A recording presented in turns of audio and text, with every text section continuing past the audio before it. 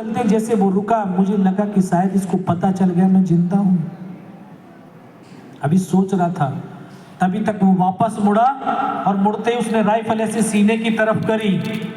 तब एक पल के लिए लगा योगेंद्र अब नहीं बचेगा। लेकिन कहते हैं जाको राखी साइयां मार सके ना कोई, और इस देश को भारत माँ बोलते हैं, ऐसे नहीं बोलते।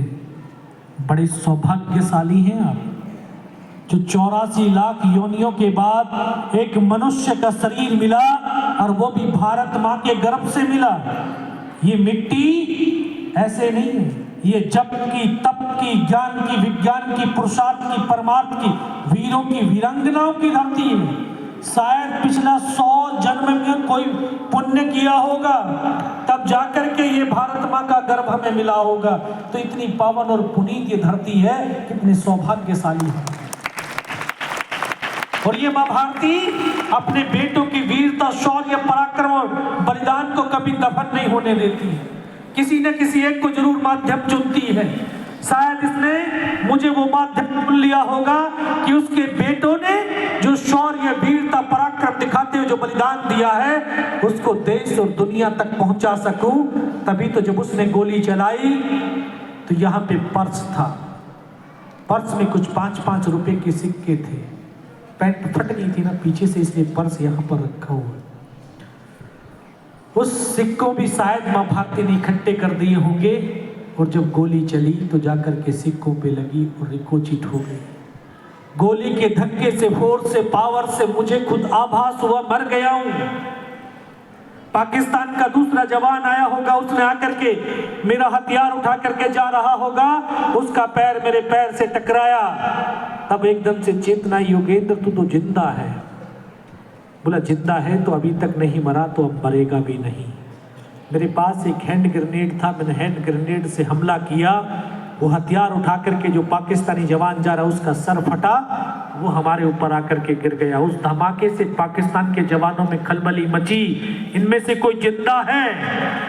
कुछ बोले जिंदा नहीं, नीचे से रिइंफोर्समेंट आ गई है। बस वही एक मौका था मेरे पास। मैंने दोनों हाथों से उसकी राइफल को उठाने की चेष्टा करी, कोशिश किया, लेकिन ये हाथ तो हिला ही नहीं। इस हाथ की पूरी हड्डी निकल के बाहर थी, सिर्फ कंधा कंधा हिला। एक हाथ से राइफल उठाई, ऐसे पलटा खाया और वहां से ऐसे फायरिंग किया। पल भर के अंदर 3-4 पाकिस्तानियों को मौत की नींद सुला दिया। फिर इसी हाथ से पलटा खाया, दूसरे पत्थर, तीसरे पत्थर, 3-4 जगह से फायरिंग किया। 3-4 जगह से फायरिंग करते उनको आभास और एहसास हो गया यहाँ अकेला नहीं है। नीचे से रिइंफोर्समेंट आ गई, उनके पैर उखड़ के, हौसले पस्त हो गए, भाग खड़े हुए। चल तो सकता नहीं था, खिसकता, रेंगता, फायर करता हुआ 4-5 मीटर तक उनको पीछे खदेड़ता रहा, बढ़ता रहा। और 4-5 मीटर जाने के बाद देखता हूँ सामने तो उनका लंगर चल रहा है, उनके लिविंग टेंट लगे हुए, वेपन की डिप्लॉयमेंट, और सब कुछ छोड़ करके भागते चले जा रहे हैं। बहुत देर वहां पर पड़ा रहा। फिर मन और मस्तिष्क के अंदर फिर पागलपन छाया, योगेंद्र तुझे नीचे जाना है, अपने साथियों को बचाना है। फिर हिम्मत को बटोरा, धीरे धीरे खिसकता, रेंगता अपने उन साथियों तक पहुंचा जहां पर वो शहीद हो रखे थे। फिर मन में ख्याल आया, देख इनमें से तेरी तरह कोई जिंदा तो नहीं है। एक एक को देखने लगा, किसी का ये सर निकला हुआ बाहर था, किसी के पूरे फेफड़े निकले हुए बाहर थे। गोद में रख करके रोता रहा। ऐसे चारों तरफ लाशें ही लाशें पड़ी हुई थी, वो भी छत अवस्था में। और ये 19 साल का लड़का उन डेड बॉडियों के बीच पड़ा हुआ था, जिसको ये पता नहीं इस पहाड़ी से हिंदुस्तान किधर है, पाकिस्तान किधर है, जाना है तो कहाँ जाना है। 2 साल की सर्विस, 19 साल की उम्र, न तो उम्र का तजुर्बा न सर्विस का अनुभव। एक एक को गोद में रख करके जब रोया, कभी रोए होंगे अपने जीवन में? रोना कोई कायरता नहीं है, रोना भी एक थेरेपी है। रोए होंगे जो मन से, अगर जिसने रोया होगा तो उसको आभास और एहसास होगा, रोने के बाद बड़ा हल्कापन फील होता है। क्यों होता है? क्योंकि हम अपने आप से कनेक्ट होते हैं। और हम क्या हैं?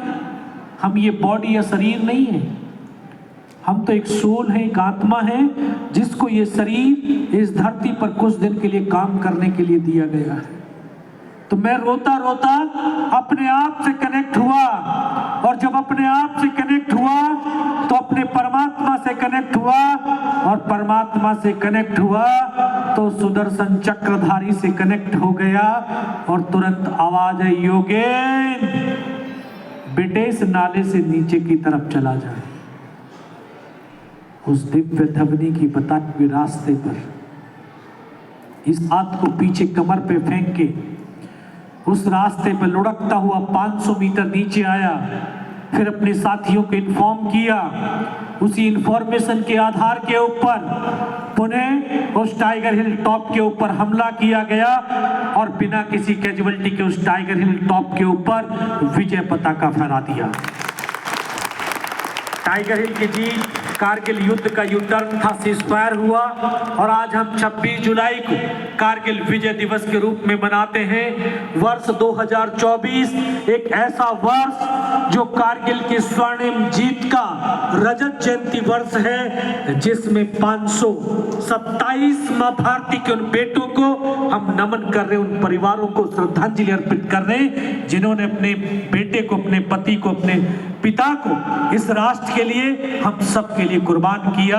ये ऐसा वर्ष है। मैं